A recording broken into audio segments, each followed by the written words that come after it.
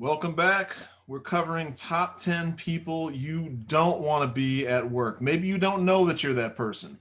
That's what we're covering today. And if I'm poking you in the eye and it feels like I'm poking you in the eye, probably don't have any idea who you are. Maybe it's true. Maybe you know this. You just haven't done the work to correct it. So before we get going, hit that subscribe button, hit the thumbs up, and hit the alert button so you don't miss this content. And then also, if you have your own top 10, would love you to post it in there so we can all see. Maybe it's a little bit different than mine. Maybe I fall on your top 10 list. I don't know. I don't work with you. But again, we all have those. We're covering number 4 and number 3, and I'll give you a quick recap. I'll also post links to the other videos previous to this so that you can click on those in the description. But there's also going to be a playlist that you can click on at the end of the video as well to get to the other ones in case you missed them. All right, number 10, sorry I was late. Can we go over what's already been covered, guy, aka late to every single meeting? Don't be that guy or girl. Hat guy, red Chuck Taylors, do an interview, gal. Don't be that guy or gal. You'll regret it. Take a shower, by the way, if you're going to work out and have to wear a hat. I didn't get to it, guy. The worst. Don't be that person that has something to do. You can listen to the other video to get into it. Inappropriate guy. Borderline HR, going to HR, going to get us all in trouble guy. Can you repeat the question, guy or gal? Pay attention, please. We struggle with you. I struggle with you. I know other people do because we talk about you after the meetings and in hallway conversations at the water fountain. We talk about you. So is it you? Don't be that guy or gal. Number 5, delegates to other people even though they're not the boss. We all know who they are too. All right, number 4.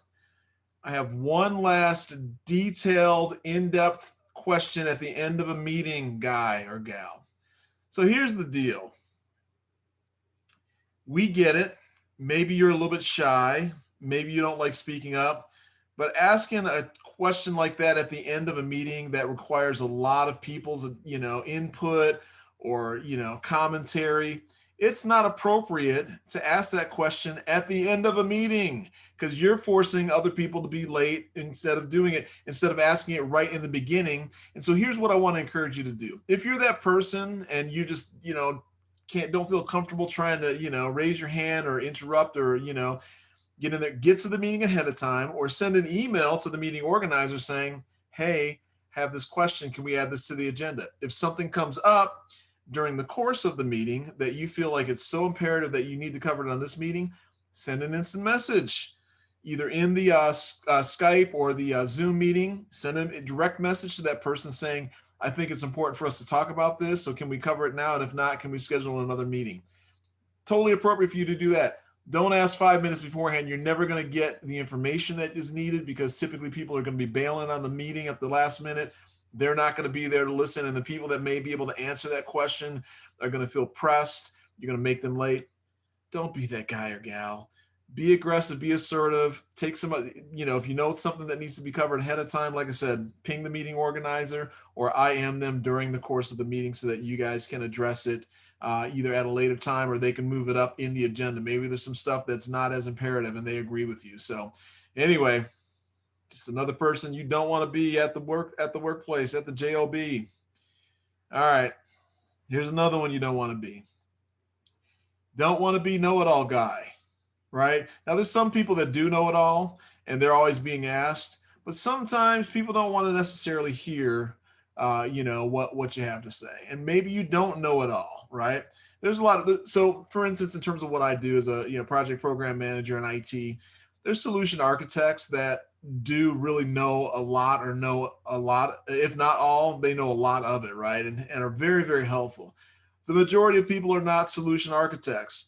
So if there's a stall in the meeting and maybe you know something, then it's appropriate for you to jump in and say, I heard this, or I think it might be this, but let's double check.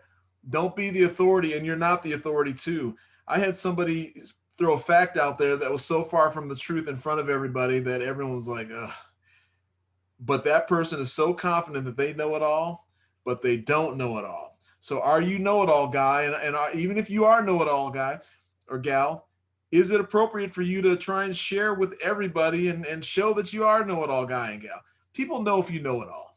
And they'll ask you typically. If I don't know something on a meeting that I'm running, I'll typically ask the solution architect, who I think has a pretty good shot to at least get us, in the right direction of something, and they don't even have to be asked, right? I mean, they don't even have to chime in themselves.